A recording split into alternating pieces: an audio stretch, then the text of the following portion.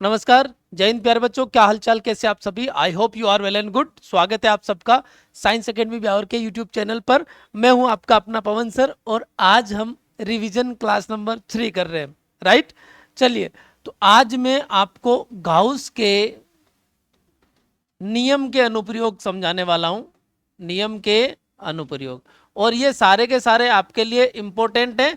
और साथ के साथ ध्यान देना बेटा, इन सब में से एक सवाल आपको एग्जाम में पूछा ही जाएगा, डेफिनेटली पूछा जाएगा। और उसमें क्या पूछा जाएगा? गाउस के नियम का कथन लिखिए, इसकी सहायता से इसके कारण विद्युत क्षेत्र की तीव्रता की गणना कीजिए या व्यंजक स्थापित कीजिए। इसके कारण में आ जाएगा अपरिमित आवेशित जो रेखीय आवेश है उसके कारण, या फिर चालक पट्टी का या अचालक पट्टी का हो जाएगा, या गोलीय कोष हो जाएगा, राइट। मैं आप सबको एक चीज बता देता हूं यहां पर कि इन सब में बेटा आपको एक काम करना है। पहले गाउसियन पृष्ठ का चुनाव, क्या करना है? गाउसियन पृष्ठ का चुनाव करना है। गाउसियन पृष्ठ का चुनाव करने के बाद में आपको यह देखना है कि जो पृष्ठीय या फिर रेखीय या आयतनीय, यानी वहां आपको आवेश घनत्व का उपयोग करना है। किसका उपयोग करना है? और इसकी सहायता से आपको सिमेशन क्यू की वैल्यू क्या करनी है? पता करनी है। उस गाउसियन पृष्ठ के अंदर कितना आवेश है वो पता करना है। फिर हमें सर गाउस का नियम लगाना है। किसका नियम लगाना है? गाउस का नियम बाद में या पहले कब भी लगा सकते हो, बाद में भी लगा सकते हो, कोई दिक्कत नहीं है। गाउस का नियम लगाया और फ्लक्स की परिभाषा लगाई। क्या लगाई? फ्लक्स की परिभाषा। सब में यही काम करना, ये सारे स्टेप्स है ना। अब ध्यान रखना, गाउस के नियम से भी हमें मिलेगा फाई और फ्लक्स की परिभाषा से भी हमें क्या मिलेगा? फाई। ये दोनों फाई एक ही गाउसियन पृष्ठ के लिए है, यानी ये दोनों क्या होने चाहिए? बराबर होने चाहिए। और इनको हम बराबर कर देंगे, हम जो रिजल्ट बनाना चाहेंगे वो रिजल्ट हमें मिल जाएगा। बात समझ में आई क्या? यहां तक किसी को दिक्कत नहीं है? पक्का? आगे बढ़े। चलिए, पहला अनुप्रयोग जो सवाल के रूप में आपको मिलता है, गाउस के नियम का कथन लिखते हुए अपरिमित रेखीय आवेश वितरण, है ना, के कारण विद्युत क्षेत्र की तीव्रता का व्यंजक स्थापित कीजिए। यही रेखीय आवेश वितरण दे रखा है, तो मैं क्या करता हूं यहां पर एक काम करता हूं। इधर देखो, मान लेते हैं कि सर ये एक रेखीय आवेश है। ये क्या है? रेखीय आवेश है। मान ले क्या इसको है। और अब इस रेखीय आवेश जिस पर मान लेते हैं कि प्लस प्लस चार्ज क्या है? डिस्ट्रीब्यूटेड है। Plus plus plus plus plus इस तरीके से चार्ज इस पर क्या है सर? ये डिस्ट्रीब्यूटेड है। इधर भी ये इनफाइनाइट जा रहा है, इधर भी ये क्या जा रहा है? इनफाइनाइट जा रहा है। अब पहला काम मुझे क्या करना है? गाउसियन पृष्ठ का चुनाव करना है। तो यहां पर मैं क्या करूंगा सर? गाउसियन पृष्ठ चुनूंगा। एल लंबाई का होगा और आर त्रिज्या का होगा। और इस गाउसियन पृष्ठ को मैं कैसा चुनने वाला हूं? बेलनाकार चुनना। कैसा चुनने वाला हूं? बेलनाकार। फिक्स रहना चाहिए दिमाग में कि मैं बेलनाकार गाउसियन पृष्ठ इस डायग्राम के लिए, सॉरी इस एक्सप्रेशन के लिए चुनने वाला हूं। क्या यहां पर मैं कह सकता हूं कि ये गाउसियन पृष्ठ तीन अलग अलग क्षेत्रफल से मिलकर बना है? इससे, इससे और इसका वक्र पृष्ठ। यस या नो? अब मैं क्या करता हूं, मैं मानता हूं सर इसकी त्रिज्या आर थी, तो यहां पर यदि एक छोटा सा अल्पांश क्षेत्रफल लूं तो उस अल्पांश क्षेत्रफल का एरिया वेक्टर जिसे मैं कह दूं ds1, वो किधर होगा? इधर। और इस पॉइंट पर इलेक्ट्रिक फील्ड किस डायरेक्शन में होगा? इसी डायरेक्शन में होगा सर, ई, राइट। सिमिलरली मैं यहां पर एक गाउसियन जो पृष्ठ पर एक छोटा सा अल्पांश क्षेत्रफल लूं तो उसकी दिशा किधर होगी? इधर होगी, जिसको मैं क्या कह दूंगा? ds2। और यहां पर इलेक्ट्रिक फील्ड क्या होगा? ई। यस या नो? यहां पर ध्यान देना बेटा, यहां पर एंगल कितना आएगा? या एंगल कितना आएगा? 0 डिग्री। यहां कितना आएगा? 0 डिग्री। आपको ये पता होना चाहिए। सिमिलरली मैं यहां पर एक छोटा सा अल्पांश मानूंगा जो होगा ds3, आरियसियानो। और इलेक्ट्रिक फील्ड क्या होगा? ई। इसके साथ ये एंगल बना रहा होगा 90। कितना बना रहा होगा? 90। यहां तक किसी कोई दिक्कत नहीं है? पक्का? जब ये डायग्राम बन गया बेटा साफ सुथरा, तो हम क्या करेंगे सबसे पहले बताओ? अरे सबसे पहले क्या करेंगे, जब साफ सुथरा डायग्राम बन गया तो क्या करेंगे बताओ मुझे। सर हम फ्लक्स की परिभाषा लगा लेते हैं। क्या लगा लेते हैं? फ्लक्स की परिभाषा। तो हम लिखेंगे फ्लक्स की परिभाषा। कौन सी भाषा? परिभाषा से क्या लिखेंगे कि नेट जो फ्लक्स होगा वो तीनों पृष्ठों से गुजरने वाले फ्लक्सों के योग के क्या होगा? बराबर होगा। यही चीज है phi equal to phi one plus phi two plus ध्यान देना बेटा, यहां पर ये फाई अपने पास क्या निकल के आएगा बताओ? ये फाई अपने पास क्या निकल के आएगा? ये आएगा सर, यहां पर ध्यान रखना, S1 पृष्ठ पर ले रहा हूं E dot DS1 plus S2 के लिए ले रहा हूं E dot DS2 plus S3 के लिए ले रहा हूं E डॉट DS3। अरे अब ध्यान देना, यहां पर कहीं भी मैंने क्लोज लूप नहीं बनाया क्योंकि ये क्लोज लूप नहीं है। यहाँ पर बात समझ में आई ना? क्योंकि ये वाला क्षेत्रफल S1 लिया है, ये S1, तो ये इतना सा ही तो पृष्ठ है, ये है तो ये इतना सा ही तो पृष्ठ है, और ये है तो ये इतना सा ही पृष्ठ है। बात समझ में आई क्या? अरे तो अब आप देखो DS1 के लिए एंगल कितना है थीटा कितना है? 0 डिग्री। इसके लिए थीटा कितना है? और इसके लिए थीटा कितना है? 90 डिग्री। बेटा जन्नत आपकी सिस्टर है बार, ये कितना हो जाएगा? 0। ये कितना हो जाएगा? 0। अरे ये क्या बचेगा? फाई इज इक्वल टू ई, ये क्या बच जाएगा? DS1। क्या बच जाएगा? DS1। अब ये DS1 की वैल्यू यहाँ क्या आएगी? सर ये तो बेलन का वक्र पृष्ठ का क्षेत्रफल हो गया ना। बेलन का क्या हो गया? वक्र पृष्ठ का क्षेत्रफल, जो क्या होगा? 2πr into L. अरे समीकरण नंबर क्या हो गया? किसी कोई दिक्कत नहीं है? अब कौन सा नियम लगाएंगे बताओ? गाउस का नियम। कौन सा नियम लगाएंगे? गाउस का नियम। गाउस का नियम क्या कहता है बेटा? फाई जो है वो सिमेशन क्यू बटा एप्सिलॉन 0। फाई क्या है? सिमेशन क्यू बाय एप्सिलॉन 0। यहाँ सिमेशन क्यू कितना है बताओ? चूंकि सिमेशन क्यू है सर लेमडा इंटू एल। कितना है? लेमडा तो इस रेखीय आवेश घनत्व का मान है और एल इस सेगमेंट की लंबाई है। आर्यशानो किसी कोई दिक्कत नहीं है? तो यहां पर मैं वैल्यू रखूं तो फाई क्या आ जाएगा सर? सिमेशन क्यू की जगह लेमडा एल लिख देंगे तो lambda L divide by epsilon 0, समीकरण नंबर 2। अब देखो बेटा, समीकरण 1 से जो आपका रिजल्ट मिल रहा है वो समीकरण 2 से जो रिजल्ट मिल रहा है उसके इक्वल होना चाहिए। आर्यशानो हाँ ना बोल? तो फिर समीकरण 1 बराबर क्या कर दूंगा? 2 कर दूंगा। समीकरण 1 और 2 को बराबर कर दो। E इंटू 2πr किसके बराबर जाएगा? Lambda L by epsilon 0। यहां से देखो L से L गया तो E क्या आया बताओ? सर लेमडा बटा 2πr एप्सिलॉन 0 या 2π एप्सिलॉन 0r, जो भी आप कह सकते हो। 2 से मल्टीप्लाई और डिवाइड करे तो ये हो जाएगा 2 lambda divide by 4π epsilon 0 r। 1/4π epsilon 0 को क्या लिख सकता हूँ? k। तो यही एक्सप्रेशन बन जाएगा E is equal to 2k lambda by. अरे हाँ या ना बता? किसी कोई दिक्कत है क्या? अब देखो बेटा, यदि मैं यहां से कहना चाहूं तो E प्रोपोर्शनल हो रहा है लेमडा के, यानी जब दूरी नियत हो तो विद्युत क्षेत्र का मान रेखीय आवेश घनत्व के क्या होता है? समानुपाती होता है। यानी इसका ग्राफ बनाया जाए E का लेमडा के साथ तो ग्राफ कैसा आएगा? स्ट्रेट लाइन आएगा सर। कैसा आएगा? और यहाँ इससे एज ए ट्रिक लिखना चाहे तो E1 बटा E2 क्या हो जाएगा? लेमडा 1 बटा लेमडा 2 हो जाएगा सर। अरे ये श्यानो यही होगा ना? किसी कोई दिक्कत नहीं होनी चाहिए। अब देखो बेटा, यहां से एक और देख सकता हूं कि E जो है वो इनवर्सली प्रोपोर्शनल टू क्या है? R है। इसका मतलब E का R के साथ ग्राफ बनाए, E का R के साथ ग्राफ बनाए तो ये इस प्रकार से आएगा। यानी जैसे जैसे दूरी बढ़ेगी इलेक्ट्रिक फील्ड का मान क्या होगा? कम होगा। आर्यशानो और एक ग्राफ और पूछ लिया जाता है जहां बच्चे अक्सर कंफ्यूज हो जाते हैं। ये 1/r के साथ पूछा गया। किसके साथ पूछा गया? वो क्या होता है बेटा? Straight line.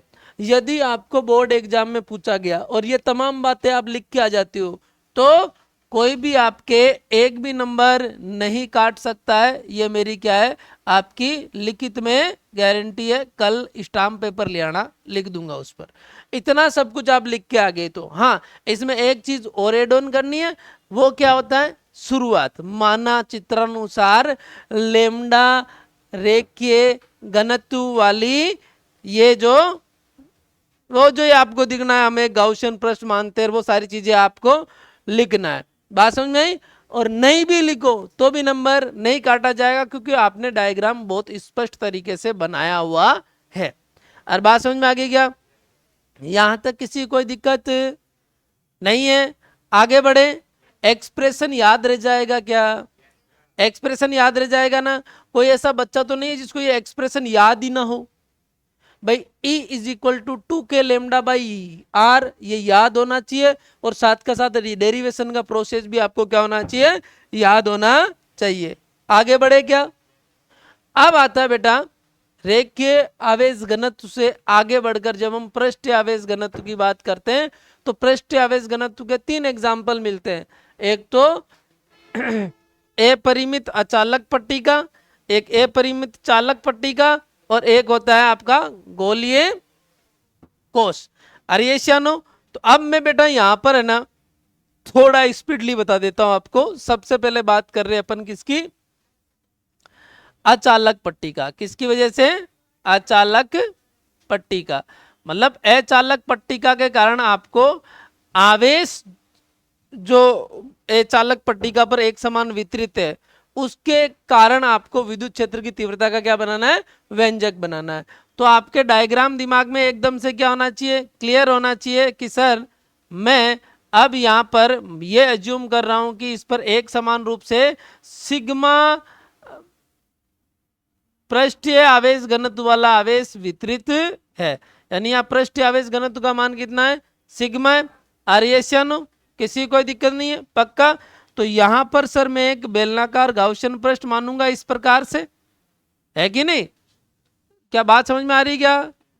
एक बेलनाकार गाउसियन पृष्ठ मानूंगा सर, ये लो, ठीक है, आर पार मान लिया, कोई दिक्कत नहीं है। इसके भी 3 पृष्ठ बन जाएंगे, एक यहां बनेगा तो DS1 कह दू इसको, और यहां पर इलेक्ट्रिक फील्ड हो जाएगा E। सर यहां पर एक गाउसियन पृष्ठ लूं तो ये इसका जो गाउसियन पृष्ठ का जो छोटा सा अल्पांश लिया DS2, इसको कह दूं, है ना, यहां हो गया E। एंगल कितना हो गया, यहां पर वापस लूं तो ये हो गया DS3, और एंगल कितना हो गया, 0। आर्येशियानो, यहां तक किसी को कोई दिक्कत है क्या? इस डायग्राम को बनाने में किसी कोई दिक्कत नहीं है? नहीं है। अब क्या करेंगे बताओ, फ्लक्स की परिभाषा। किसकी परिभाषा? वही सेम काम, फ्लक्स की परिभाषा लगा बेटा, क्या मिलेगा sir, phi is equal to φ1 plus φ2 plus φ3 मिलेगा। अरे हाँ या ना बोल। ओके, जब ये मिल गया तो फाई इज इक्वल टू क्या लिखूंगा, integration E dot DS1 plus E dot DS2 plus E dot DS3। अब आप देखो बेटा, तो ध्यान देना यहाँ पर, ये जो DS2 के साथ ये एंगल कितना है, यहाँ कितना है 90, इसलिए ये क्या हो जाएगा 0। यहाँ थीटा कितना है 0, यहाँ थीटा कितना है 0। तो अब देखना बेटा, यहाँ फाई बराबर क्या हो जाएगा, E बार ले लो, ये हो जाएगा DS1 प्लस E बार ले लो, ये क्या हो जाएगा DS2। अब देखना बेटा, यदि मैं ये पूरा क्षेत्रफल लूँ तो ये वाला क्षेत्रफल, ये वाला क्षेत्रफल और ये अंदर वाला क्षेत्रफल, ये S, ये तीनों क्या है, बराबर है। इसका मतलब फाई क्या आ जाएगा sir, E into S plus E into S. तो फाई क्या आ गया बताओ, 2ES आ गया सर, समीकरण नंबर 1। अब कौन सा नियम बताओ, गाउस का नियम। कौन सा नियम, गाउस के नियम से। गाउस के नियम से यदि मैं फाई लिखना चाहूं तो क्या लिखूंगा बेटा मेरे, सिमेशन क्यू बाई एप्सिलॉन 0। यहां पर सिमेशन क्यू किसके बराबर है, सिग्मा इंटू एस के बराबर है। क्यों, सिग्मा तो पृष्ठ आवेश घनत्व है और एस उसका परिबद्ध क्षेत्रफल है। चलिए सर यहां पर वैल्यू रखूं तो फाई क्या मिल जाएगा, sigma S divide by epsilon 0, समीकरण नंबर 2।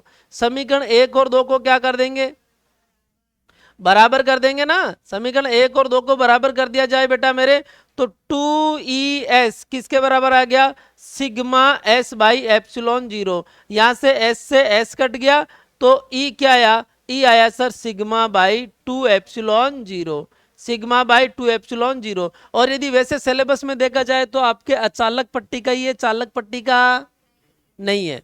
बात समझ में आई क्या? अरे एशियानो ये अचालक पट्टी का ही है ना, चालक पट्टी का थोड़ी है, अचालक परत ही है, समझ रहे हो ना, चालक परत नहीं है। यदि चालक परत होगा तो क्या चेंज आएगा पता है तुम्हें, यहां पर 2 सिग्मा एस आएगा। और ओवरऑल रिजल्ट यदि चालक परत की बात की जाए तो डायग्राम वायग्राम सब सेम, यदि चालक परत की बात की जाए तो चालक परत के लिए ई क्या हो जाएगा, सिग्मा बाई एप्सिलॉन 0, 2 एप्सिलॉन 0 की जगह क्या हो जाएगा, सिग्मा बाई एप्सिलॉन 0। ये आपको क्या करना है, डायरेक्ट मेमोराइज करना है। यहां से आप देख सकते हो कि इलेक्ट्रिक फील्ड का जो मान है वो सिग्मा के क्या है, प्रोपोर्शनल है। सिग्मा जितना ज्यादा होगा इलेक्ट्रिक फील्ड उतना ही ज्यादा होगा। अरे हाँ या ना, प्रोपोर्शनल टू सिग्मा। यहां से आप ये भी कह सकते हो कि E1 बटा E2 क्या हो गया बेटा मेरे, सिग्मा 1 बटा sigma 2। Is there any doubt, किसी की कोई समस्या नहीं है? यदि मैं दूरी के साथ ग्राफ बनाऊं तो सर ई क्या मिलेगा, दूरी के साथ डी के साथ सर कांस्टेंट मिलेगा which will be sigma by 2 epsilon 0। इसका मतलब क्या है, अपरिमित अचालक आवेशित परत के कारण विद्युत क्षेत्र का मान दूरी पर निर्भर नहीं। कहां कर रहा है, नहीं कर रहा है, सिंपल सी बात है, वहां कर रहा था यहां नहीं कर रहा है। अरे बात क्लियर समझ में आई क्या? यहां भी सवाल क्या बनेगा, गाउस के नियम का व्यंजक लिखते हुए अपरिमित आवेशित अचालक पट्टी का या परत के कारण या चादर के कारण विद्युत क्षेत्र की तीव्रता का व्यंजक ज्ञात कीजिए। या फिर ये कह देगा सिद्ध कीजिए कि इसका व्यंजक क्या होता है, या फिर ये कह देगा सिद्ध कीजिए कि इसका विद्युत क्षेत्र किस पर निर्भर नहीं करता, दूरी पर निर्भर नहीं करता। तो सिंपल सी बात, कार्यक्रम यही करना है। लास्ट में आकर हम कह देंगे चूंकि व्यंजक ये आ रहा है, इस व्यंजक में कहीं भी दूरी का नामो निशान नहीं है, तो सिंपल सी बात है ये दूरी पर डिपेंड ही नहीं कर रहा। यहां तक किसी को कोई दिक्कत है तो बता, नहीं तो आगे बढ़े। कहा, किसमें, किसमें क्लोज है, क्लोज था या यहाँ S1 S2 लिखवाया था, क्लोज था, कोई बात नहीं, कोई फर्क नहीं पड़ता, समझ रहे हो ना। हाँ आगे बढ़े, अरे हाँ या ना, चलो आगे बढ़ते। तुम्हें अच्छा लग रहा तो क्लोज भी लिख देना, कोई दिक्कत नहीं अपने, है ना। अरे हाँ या ना, अब क्या आता है बेटा, आवेशित गोलीय कोष के कारण क्या आता है, आवेशित गोलीय कोष, आवेशित, आवेशित गोलीय कोष। अरे बात समझ में आई क्या, क्या है बेटा, आवेशित गोलीय कोष। आवेशित गोलीय कोष के कारण आपको क्या बनाना है, सिंपल सी बात है, आवेशित गोलीय कोष के अंदर आवेश कितना होता है, शून्य, तो अंदर विद्युत क्षेत्र कितना होगा, शून्य। आर्यनो सतह पर कितना होगा, KQ बाई आर या सिग्मा बाई एप्सिलॉन 0। आर्यनो KQ बाई आर या KQ by r square, KQ by r square होता है। आर्यनो चलो बना लेते हैं, इधर आ जाओ बेटा, है सबकी अलग अलग स्थितियों में व्यंजक बना लेते हैं, कोई दिक्कत वाली बात नहीं है। इधर देखो, मान लेते हैं सर ये एक समान आवेशित अचालक गोला या गोलीय कोष कह दो, गोलीय कोष कहने के बाद में चाहे वो अचालक हो चाहे चालक हो कोई फर्क नहीं पड़ता, है ना। इसकी त्रिज्या कितनी ली सर, इसकी त्रिज्या ली कैपिटल आर। अब मैं सबसे पहले इलेक्ट्रिक फील्ड निकालना चाह रहा हूं इसके अंदर, कहाँ निकालना चाह रहा हूं, इसके अंदर। तो बेटा इसके अंदर सिमेशन क्यू क्या हो जाएगा, 0। तो सिंपल सी बात है, लिखने की जरूरत है क्या वहां भाई, ई इनसाइड क्या आएगा, 0। ये डायरेक्ट लिख दूं क्या, मैं डायरेक्ट बता दूं क्या? यहां तक किसी को कोई दिक्कत है तो आप पूछ सकते हो, आप चाहो तो चलो मैं एक काम करता हूं, इसको स्टेप बाय स्टेप करवाई देता हूं, ठीक है। पहला, जब आर क्या हो, लेस देन आर हो, यानी इसके अंदर की बात की जाए, किसकी बात की जाए, अंदर। तो सर अंदर एक गाउसियन पृष्ठ मानूंगा। आर्यनो वो किस त्रिज्या का होगा, स्मॉल आर त्रिज्या का होगा। आर्यनो बात तो समझो, है। अब इस पर मैं फ्लक्स की परिभाषा लगाऊंगा, किसकी परिभाषा, फ्लक्स की परिभाषा, तो फ्लक्स की परिभाषा लगाई जाए बेटा यहां पर, और 1 मिनट के लिए मान लिया जाए कि यहां पर एक छोटा सा क्या है, एरिया वेक्टर है, उसका डायरेक्शन किधर है, इधर है, या ds इधर कह दो, और इधर ही मान लेते हैं इन सब आवेशों का कारण इलेक्ट्रिक फील्ड है, तो एंगल क्या होगा 0 डिग्री। तो यहां पर फ्लक्स की परिभाषा से फाई क्या आएगा, close loop integral E ds cos 0 degree, सीधा ही लिख दूं क्या, तो फाई बराबर क्या ई और ds की जगह 4 पाई आर स्क्वायर हो जाएगा क्या, आर यस या नो, क्योंकि यहाँ ds क्या ले रहा हूं, अंदर जो गोलीय गाउसियन पृष्ठ माना उसका पृष्ठीय क्षेत्रफल जो क्या होता है 4 पाई आर स्क्वायर, समीकरण नंबर 1। अब गाउस के नियम से, गाउस के नियम से, गाउस के नियम से बात की जाए बेटा मेरे, इधर देख, तो फाई क्या हो जाएगा सिमेशन क्यू बाई एप्सिलॉन 0, यहां तो सिमेशन क्यू क्या है, कहां कैपिटल क्यू है दीदी, अंदर की बात की जा रही है ना, 0 होगा ना, अभी चिल्ला चिल्ला के स्कीम बताई थी है भाई, गाउसियन पृष्ठ के अंदर चार्ज कितना है 0, तो यहाँ फाई क्या आ गया 0। समीकरण नंबर 2, समीकरण 1 बराबर क्या कर देंगे, समीकरण 2 दोनों को बराबर करे तो E into 4 pi r square क्या हो जाएगा बेटा 0 के बराबर। अब 4 पाई आर स्क्वायर तो 0 हो नहीं सकता, तो फिर 0 किसको होना पड़ेगा, यानी मैं ये लिख सकता हूं कि 4 e r less than r, e की वैल्यू क्या होगी 0 होगी, यानी गोलीय कोश के अंदर इलेक्ट्रिक फील्ड क्या होता है 0 होता है। अरे बात समझ में आई क्या, किसी कोई दिक्कत नहीं है, पक्का। अब मैं बात करता हूं आर ग्रेटर देन आर के लिए, किसके लिए बात करता हूं बेटा मेरे, आर ग्रेटर देन आर के लिए, है ना। ये लो एक गोला बना लेते हैं, चलिए दूसरी condition electric field r greater than r, यानी गोले के बाहर कितना विद्युत क्षेत्र है वो ज्ञात करना है आपको। तो ये गोले के अंदर, ये गोले की त्रिज्या मान लो, इस पर आपको पता ही है एक समान रूप से आवेश क्या है वितरित है, और पृष्ठ आवेश घनत्व का मान कितना पता है क्या, सिग्मा है, और सिग्मा बराबर क्या है क्यू बाई ए। मैं डायरेक्ट ही क्या कह दूं कि इस पर टोटल चार्ज कितना है क्यू है, माता बोड़ी करनी क्यू है, ये स्मॉल आर त्रिज्या का आप क्या मान रहे हो, एक गाउसियन पृष्ठ मान रहे हो आर्यशानो, और यहां पर मैं एरिया वेक्टर मान लू ds, और इधर ही इलेक्ट्रिक फील्ड हो जाएगा E। तो अब मैं क्या करूंगा बताओ, फ्लक्स की परिभाषा, किसकी परिभाषा, फ्लक्स की परिभाषा, फ्लक्स की परिभाषा से क्या हो जाएगा बताओ sir, phi is equal to close loop integral E ds cos 0 degree, तो क्या phi is equal to E into 4 pi r square हो जाएगा क्या, समीकरण नंबर क्या हो गया।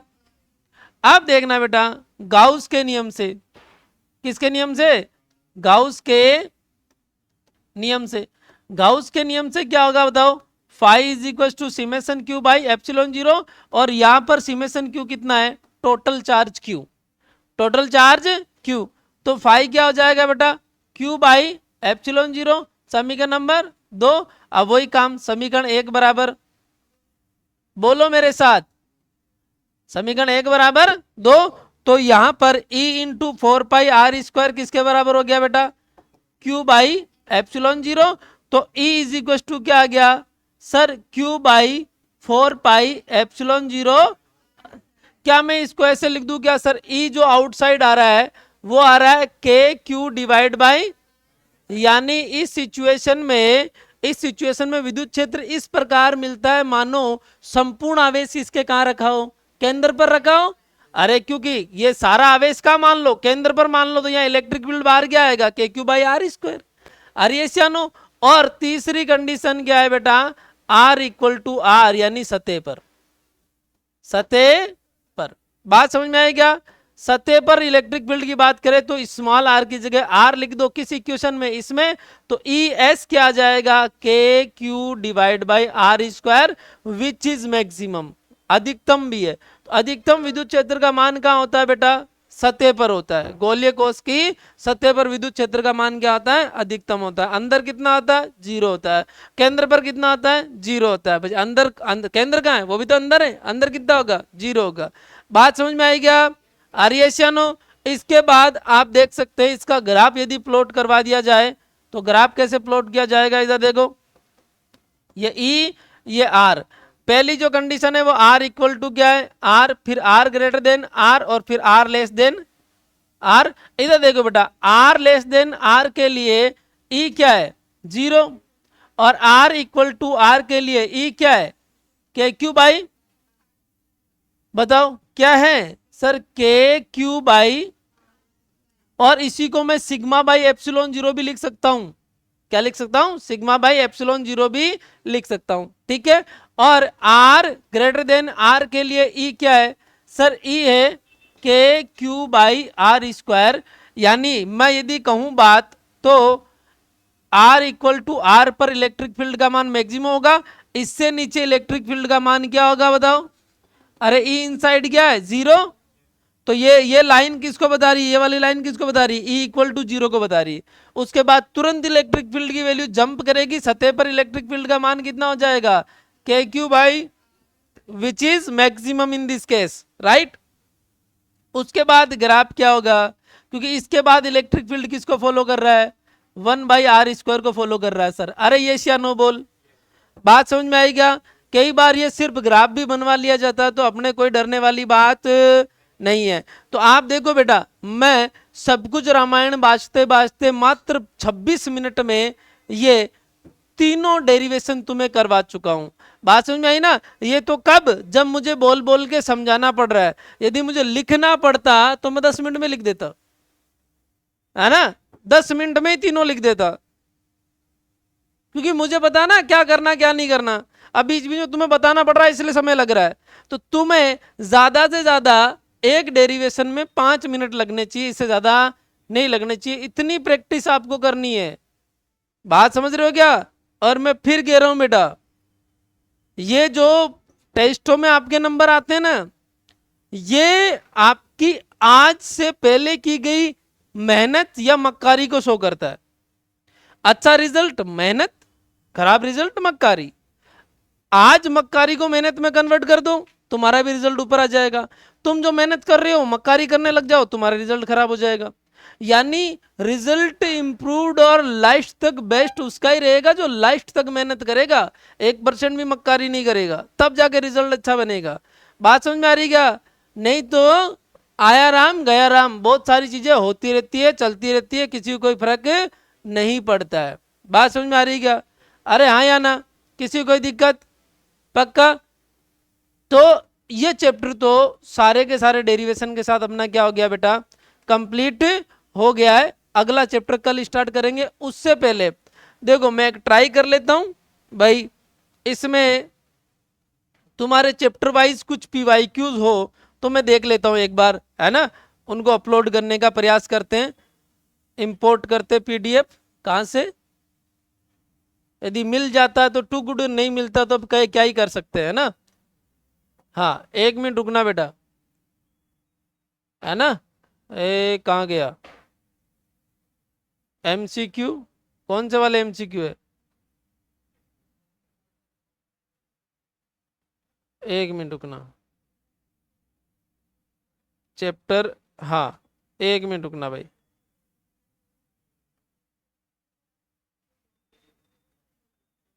एक मिनट रुकना, चैप्टर 1 के MCQ चाहिए अपन को। ओके देखते हैं, एक बार PDF अपलोड होने दो।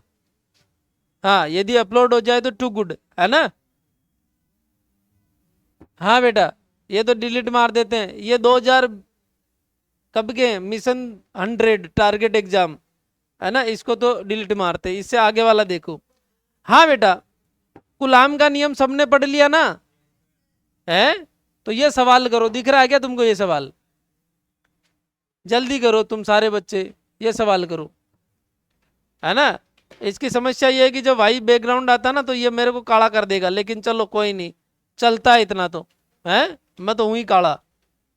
अब ध्यान रखना, यहां पर बेटा जहां जहां गैप लगा यहां क्या मानोगे, जहां जहां गैप लगा यहां क्या मानोगे, माइक्रो कुलाम। क्या मानोगे, माइक्रो, माइक्रो और माइक्रो। किसका करो, मेरा करो, माइक्रो। बताओ क्या इस सवाल को तुम्हारे द्वारा किया जा सकता है क्या, बताओ, हैं।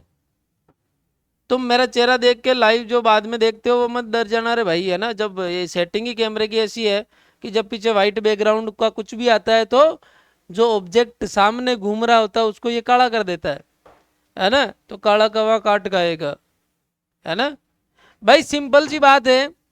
आप देखो बेटा मेरे, एफ बराबर क्या होता है, के Q1 Q2 divide by r square. अब आपको कह रहा है कि आवेश का मान समान है, यानी एफ बराबर क्या हो जाएगा, के q square divide by r square. R यशन हो तो क्यू स्क्वायर क्या हो जाएगा sir, F r square divide by के। तो क्यू क्या हो जाएगा बताओ, अरे क्यू क्या हो जाएगा, under the root F r square divide by के।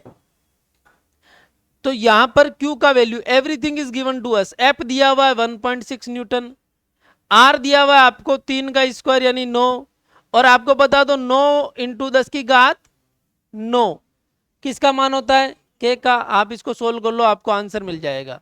अरे हाँ ना बोलना पड़ेगा भाई, अरे बोल लोगे क्या, किसी कोई दिक्कत है क्या, ये सोल्व कर लो, आंसर हो गया ना। कोई ऐसा बच्चा जो इसका जवाब नहीं दे पाएगा। तो 9 से 9 कट गया भाई, है 16 का 4 4 4 और 10 की घात, तो यहां से आएगा 40 माइक्रो गुलाम। किस किस के आंसर आया भाई 40 माइक्रो गुलाम बताओ, है 40 ही आया ना, या 4 आया, 4 आया या 40 आया, कितना आया, 4 गुणा 10 की घात -3।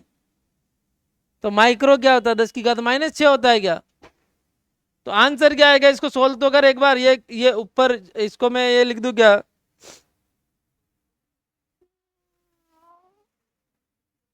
इसको काटना, ये क्यू आएगा आपके पास 4/10 की घात 5, ऊपर ले गया। हेलो जय श्री राम, नहीं क्लास चल रही ना, हाँ अच्छा अच्छा अच्छा, हाँ हो गया क्या, अरे 40 ही तो होगा तुम्हारे, हट, अरे मैथ नहीं कर पा रहे हो। दूसरा क्वेश्चन देख, दूसरा प्रश्न, प्रश्न नंबर दूसरा, प्रश्न नंबर दूसरा क्या कह रहा है ये देख,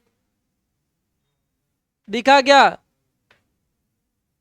अरे दिखा क्या तुमको, दो आवेशों के मध्य बल कितना है, एफ। यदि उनके मध्य की दूरी 3 गुना कर दी जाए तो आवेशों के मध्य बल होगा, बताओ कितना होगा। इधर देख बेटा, ये दो आवेश हैं, दीदी मेरी इधर देख, ये Q1 और ये Q2, दोनों के बीच की दूरी r है, तो F क्या हो जाएगा, K Q1 Q2 divide by, अरे हाँ ना बोल, यही रहेगा ना, K Q1 Q2 by r square. अब ये क्या कह रहा है, इनके बीच की दूरी को कितना कर दिया जाए, 3 गुना, यानी Q1 को यहाँ रखा, Q2 को यहाँ भेज दिया, अब दूरी कितनी होगी 3r। तो F डैश क्या हो जाएगा, K Q1 Q2 divide by 3r का स्क्वायर। तो F डैश क्या हो जाएगा, K Q1 Q2 divide by 9r square, और ये तो क्या हो गया, F हो गया ना। तो F डैश क्या आया, F/9 आया, क्या आया बेटा, अरे F/9 आया। Option number C is correct. ऐसे क्वेश्चन आपको बोर्ड एग्जाम में देखने को मिल जाएंगे जो बिल्कुल इजी इजी क्वेश्चंस है। बात समझ में आई क्या। आगे वाला क्वेश्चन देखो, है ये भी बहुत इजी क्वेश्चन है ये देखो, दिखा क्या तुमको, ये लो क्वेश्चन करो।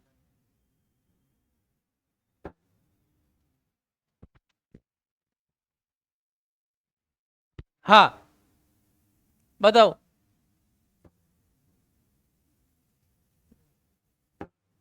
क्या तुमने Q इक्वल टू एन ही पढ़ रखा है, तो यही तो पूछ रहा है, एन कितना हो जाएगा, Q का मान कितना दे रखा है इसने, और इसका वैल्यू क्या है, ये तो कट गया, n क्या आया 50/16, सोलती क्या होता है 48, पॉइंटों में हो नहीं सकता, तो आंसर क्या आएगा? अरे आ गया क्या? बात समझ में आई क्या? Q इक्वल टू एन, इसे कितना इजी क्वेश्चन है, हो गया पक्का? आगे चले क्या? चलो आगे देखो, ये क्वेश्चन अच्छा है बेटा, इसको ढंग से देखना, है ना? हाँ, मुझे गुस्सा तो आ रहा है इस पर कि ये साला मेरे को काला दिखा रहा है ना? लेकिन क्या करे, कैमरा कैमरा है ना? हाँ, इसकी अपनी सेटिंग है, ये अपनी सेटिंग की सुनेगा, है कि नहीं? हाँ, अरे हाँ या ना, तुम भी तो सुनते हो। दो बिंदु आवेश +9e और +e परस्पर कितनी दूरी पर रखे?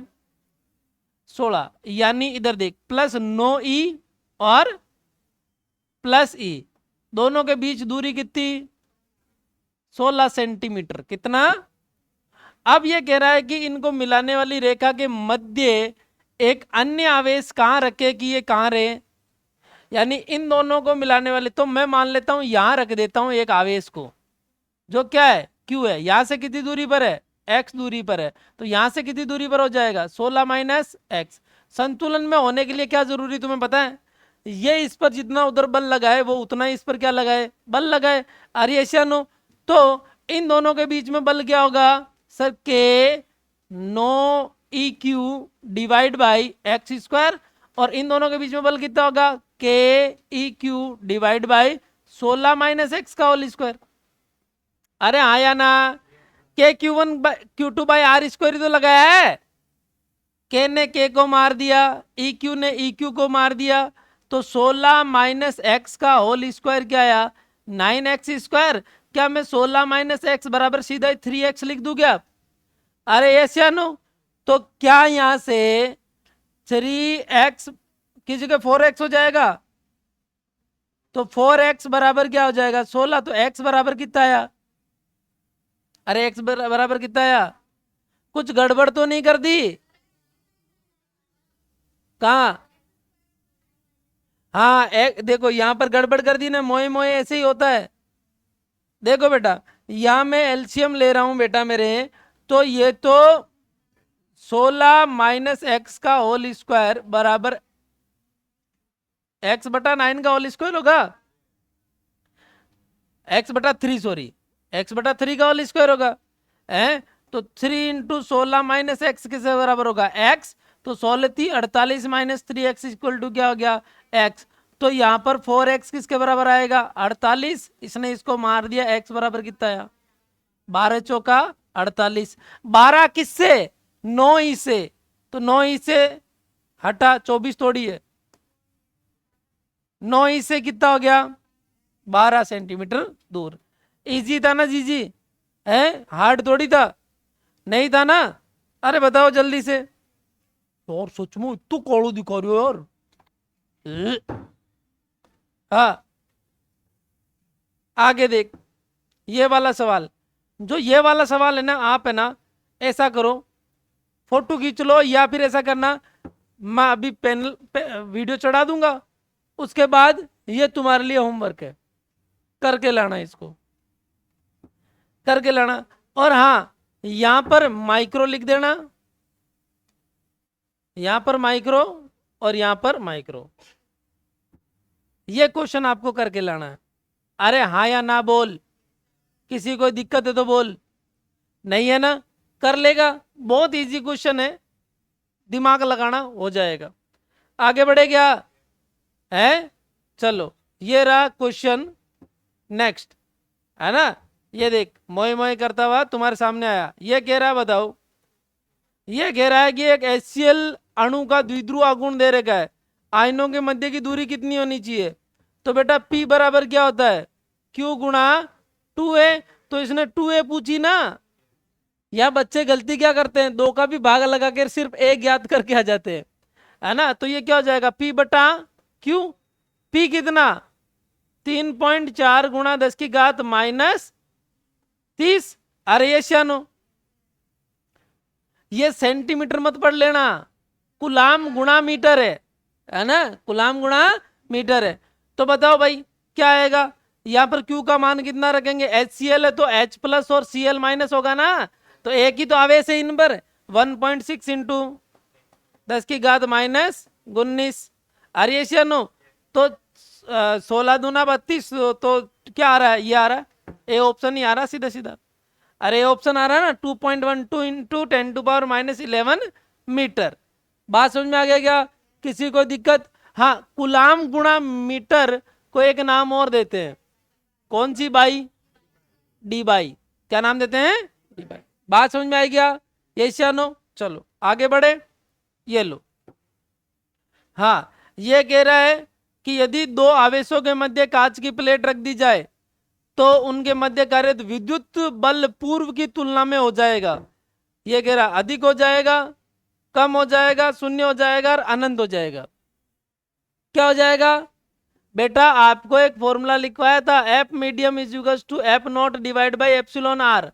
एप्सिलॉन आर का मान क्या होता है, ग्रेटर देन 1 होता है, किसके लिए, कांच के लिए, किसके लिए, कांच के लिए। अरे हाँ या ना, इसका मतलब जब ये इसका मान ज्यादा तो एफ मीडियम का मान क्या होता है सदैव, एफ नॉट से क्या होता है, कम होता है। अरे हाँ या ना, इसका मतलब क्या हो जाएगा, कम हो जाएगा। अब इसी की जगह यदि ये लिख देगा धातु की प्लेट रख दी जाए तो आंसर क्या होगा, धातु की प्लेट रख दी जाए तो बेटा धातु के लिए एप्सिलॉन आर कितना होता है, कितना होता है, अनंत होता है, कितना होता है। तो उस सिचुएशन में एफ मीडियम क्या हो जाएगा, 0। आर क्या हो जाएगा, दो आवेशों के मध्य यदि कोई धातु की प्लेट यानी तांबे की प्लेट या किसी की प्लेट रख दी जाए तो परिणामी बल या फिर विद्युत बल क्या हो जाता है, शून्य हो जाता है। ये बोर्ड में पूछे गए सवाल है, बात समझ रहे हो क्या, आगे बढ़े। अरे हाँ ना तो बोल, हाँ बेटा ये बहुत ही अच्छा सवाल है। ये कह रहा है कि एक इलेक्ट्रॉन है और एक प्रोटॉन है, इनको समरूपी विद्युत क्षेत्र में स्थित हैं, इनके त्वरणों का अनुपात बताओ। बेटा मेरे इधर देखो, ये एक समान विद्युत क्षेत्र है, क्या है, एक समान विद्युत क्षेत्र है, तो इन पर इलेक्ट्रॉन हो चाहे प्रोटॉन, इन पर बल क्या लगेगा, समान लगेगा। आर्यन बल समान लगेगा, यानी F on proton, F on क्या होगा, इलेक्ट्रॉन। ये क्या होगा, ये क्या होगा बताओ, या बताओ, मास of proton acceleration of proton, mass of electron acceleration of electron. अरे एफ बराबर एम ए होता है ना, क्यों, क्योंकि यदि यहां पर प्रोटॉन है तो उस पर बल लगेगा क्यू गुणा ई परिमाण में, और ये इलेक्ट्रॉन है तो इस दिशा में बल लगेगा क्यू गुणा ई, क्यू की जगह ई रख दे तो ई ई, इसकी जगह भी क्या हो जाएगा ई ई, तो बल का परिमाण तो क्या है, समान है। ये त्वरणों का अनुपात पूछ रहा है, किसका, इलेक्ट्रॉन प्रोटॉन, यानी a electron divide by a proton पूछ रहा है, बता क्या होगा, mass of proton divide by mass of electron. अरे हाँ या ना बोल, कितना अच्छा क्वेश्चन है बताओ।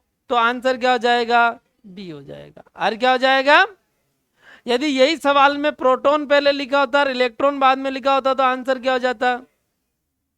क्या बात समझ रहे हो क्या, ये फेरबदल समझते हो ना। अरे हाँ या ना, आगे बढ़े, ये लो। चलो भाई, ये एक बहुत ही बढ़िया सवाल है जिसको देखते ही आपको क्या कर लेना चाहिए, सोल्व कर लेना चाहिए। सवाल कह रहा है किसी वर्ग के कोनों पर समान परिमाण के सजातीय आवेश स्थित है, यदि किसी एक आवेश के कारण वर्ग के केंद्र पर विद्युत क्षेत्र कितना है, ई है, तो वर्ग के केंद्र पर परिणामी विद्युत क्षेत्र कितना होगा, सर वर्ग के केंद्र पर परिणामी विद्युत क्षेत्र होगा 0। क्या होगा, 0। कैसे आता है, इधर देखो, ये एक वर्ग है, यहां पर भी क्यू आवेश है, यहां पर भी क्यू आवेश है, यहां पर भी क्यू आवेश है, यहां पर भी, इसके कारण सेंटर पर इधर होगा, इसके कारण सेंटर पर इधर होगा, ये एक दूसरे को क्या कर देंगे, कैंसिल कर देंगे। इसके कारण सेंटर पर इधर होगा, इसके कारण सेंटर पर इधर होगा, एक दूसरे को क्या कर देंगे, कैंसिल। तो परिणामी इलेक्ट्रिक फील्ड कितना हो जाएगा बेटा, 0 हो जाएगा। क्या हो जाएगा, अरे हाँ या ना बोल, है किसी कोई दिक्कत है क्या, नहीं है। चलो भाई ये सवाल करो, बहुत ही अच्छा सवाल है, ये देखो, ये कह रहा है एक समान एक विद्युत क्षेत्र को समरूप एक विद्युत द्विध्रुव को समरूप विद्युत क्षेत्र में रखने पर लगने वाला बल आघूर्ण उस पर लगेगा, क्या लगेगा? केवल बलागुण, केवल बल, बल तथा बलागुण दोनों, ना बल ना बलागुण। बताओ जब एक समान, अरे कल ही तो बताया था परिणामी बल और बलागुण बताया था, तो परिणामी बल तो क्या था? 0 था है। और यदि यहां पर समरूप की जगह यदि ये लिख दे ए समान या ए समरूप, तो क्या होगा बताओ? तो क्या होगा बताओ? तो फिर भाई उस सिचुएशन में बल और बलागुण दोनों लगेंगे, बल और बलागुण दोनों लगेंगे। बात समझ में आएगा? यदि किसी द्विध्रुव को एक समान विद्युत क्षेत्र में रखा जाए तो सिर्फ बलागुण लगता है, और यदि उसको ए समान विद्युत क्षेत्र में रखा जाता है, नॉन यूनिफॉर्म इलेक्ट्रिक फील्ड में रखा जाता है, तो वहां बल भी होता है और बलागुण भी होता है, वहां ट्रांसलेशनल मोशन भी होता है, रोटेशनल मोशन भी होता है। बात समझ में आ गया? तो इसका जवाब क्या हो गया? केवल बलागुण हो गया। क्या हो गया? अरे हाँ या ना बोल, हो गया ना, केवल बलागुण। आगे बढ़े, सवाल अच्छे है ना? अरे हाँ ना बोल। ये बता तो माने ये कह रहा है कि विद्युत क्षेत्र में द्विध्रुव पर बलागुण का मान अधिकतम होने के लिए पी और बी के बीच में कोण कितना होना चाहिए? बेटा टो बराबर क्या होता है? P E sine theta. अरे मैंने इसका थीटा बराबर 90 की कंडीशन बताई थी ना। टो क्या होता है? मैक्सिमम है, वो कितना होता है? पी गुणा ई होता है। तो थीटा कितना होना चाहिए? बात समझ रहे हो क्या? क्या ऐसे हल्के पुल्के सवाल आ जाए तुम उड़ा दोगे ना? आगे देखो, ये वाला सवाल देखो, बहुत ही मस्त सवाल है ना? हाँ इधर देख, ये कह रहा है कि इलेक्ट्रॉन और प्रोटॉन कितनी दूरी पर रखे हुए हैं? निकाय का द्विध्रुव गुण बताओ। ओ प्रोफेसर उठ जा, द्विध्रुव गुण बताओ भाई। P बराबर क्या होता है? Q गुणा 2a। यहां पर बच्चे गलती क्या करते हैं जो बता देता हूं। या 2a का मान कितना दे रखा है? 1 एंगस्ट्रॉम दे रखा है, समझ रहे हो ना? तो P का मान क्या हो जाएगा? Q तो कितना 1.6 इंटू 10 की घात -19, और 2a का मान कितना हो जाएगा? 10 की घात -10 मीटर। तो P क्या हो जाएगा? 1.6 इंटू 10 की घात -29। बच्चे गलती कर देते हैं कि एक ही जगह रखकर ये वाला आंसर निकाल देते हैं, ये वाला, ये गलत है। आंसर कौन सा सही होगा? ये। बात समझ में? क्योंकि आप सोचो P बराबर Q गुणा 2a में 2a क्या है? 2a दोनों आवेशों के बीच की दूरी है। तो यहाँ एक आवेश प्रोटॉन है, एक कौन है? इलेक्ट्रॉन है।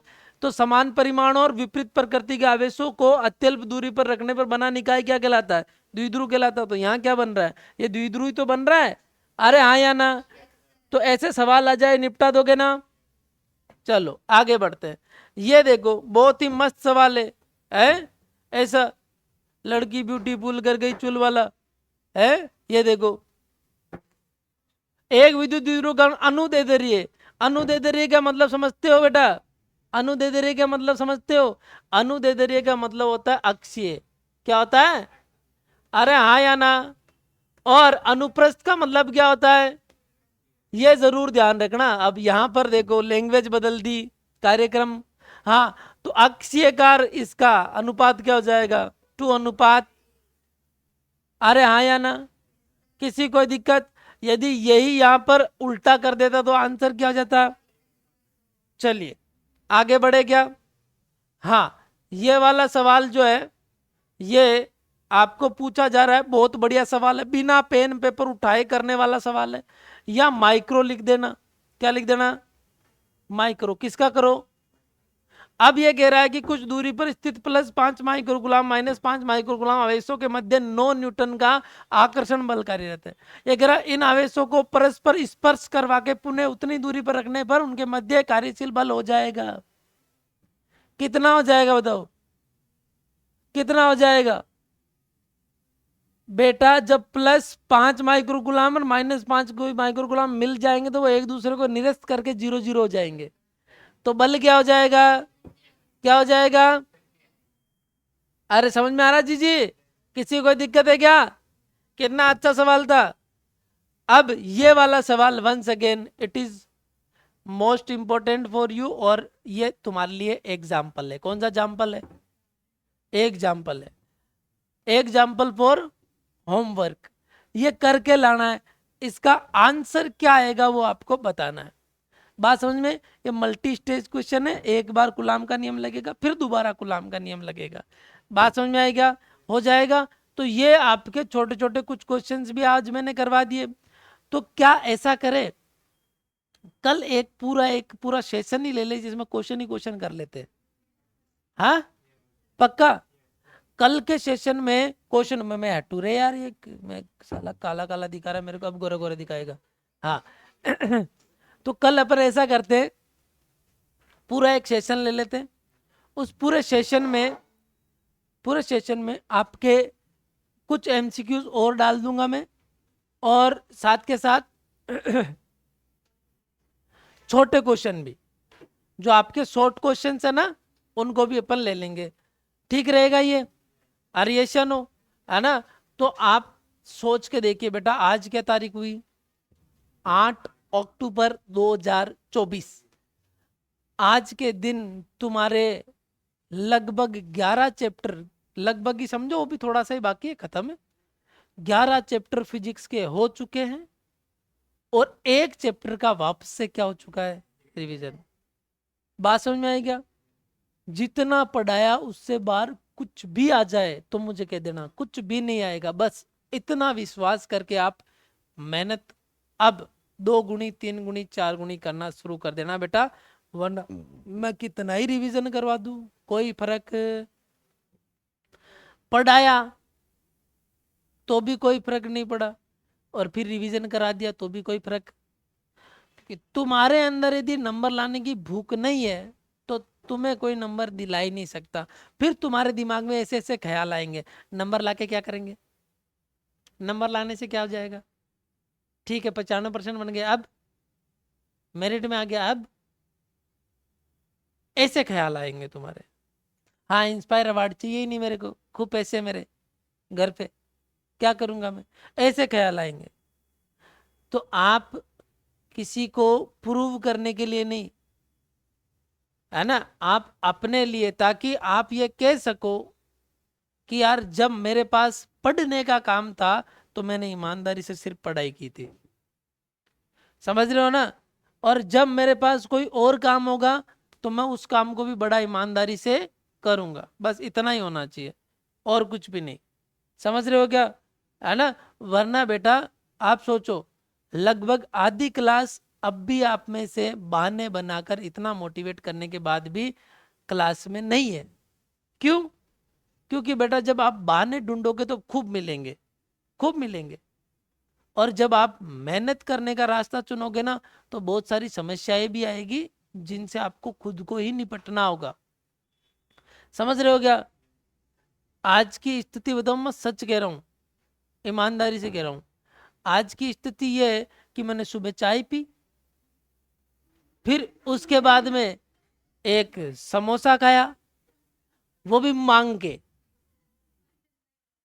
ठीक है, फिर मैं भूल गया कि मुझे खाना खाना जाना है, ठीक है, फिर मैं वापस पढ़ा के इधर आया, तुम्हारी क्लास में चंदा इकट्ठा किया, फिर मैंने क्या किया, एक कचौरी खाई और जो खाटा आया वो पिया, है कि नहीं? आप समझो, फिर मैंने वापस क्लास पढ़ा के इधर आ रहा था, फिर कुछ बच्चे मिल गए मुझे जो आइसक्रीम खा रहे थे, फिर मैंने उनको इमोशनली ब्लैकमेल करके आइसक्रीम मंगाई, फिर मैंने आइसक्रीम खाई। अब तक खाने के नाम पर सिर्फ यही खाया पूरे दिन, और उसके बाद भी अब भी तुम्हें ये पढ़ा रहा हूं। बेटा इसके पीछे मैं फिर कह रहा हूं, तुम्हारा ही हित छुपा है, और डेफिनेटली तुम्हारे हित में मेरा हित है। भाई तुम्हारा अच्छा रिजल्ट होगा तो मेरा नाम होगा, जब मेरा नाम होगा तो और बच्चे जुड़ेंगे, और बच्चे जुड़ेंगे तो और अच्छा रिजल्ट होगा, है कि नहीं? पैसा ही पैसा होगा, ऐसा कुछ नहीं है कि नहीं? वो बात की बात है, एक समय के बाद प्रकृति आपको रिवार्ड देती है, चाहे वो मान सम्मान का रिवार्ड हो, चाहे वो पैसे का हो। जो आप डिजर्व करोगे वो आपको प्रकृति देगी एक समय के बाद। You have to pay the price in terms of time. आपको समय के पदों में कीमत चुकानी है, समझ रहे हो ना। फिर समय अपनी कीमत अपने आप चुकाएगा, समझ रहे हो ना। तो आज आप जो ये कर रहे हो ना मेहनत, ये आपको इंस्पायर अवार्ड, मैं फिर कह रहा हूँ 2018 में जब आया था ना, इंस्पायर अवार्ड पे विश्वास ही नहीं करते थे, बिल्कुल 1% ही विश्वास। और आप सोचो अब तक कई लोग हैं जो नहीं करते हैं, क्यों ज्योति?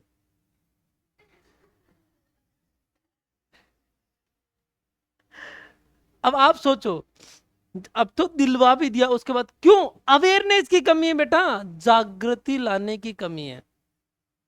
और मैं फिर कह रहा हूं, इस बार पिछली बार बच्चों को इस बात के लिए मोटिवेट किया, लेकिन जिला स्तरीय मेरिट या जिला स्तरीय रिजल्ट जो अजमेर का ही बना, तो अपने वाले काफी बच्चे वंचित रह गए।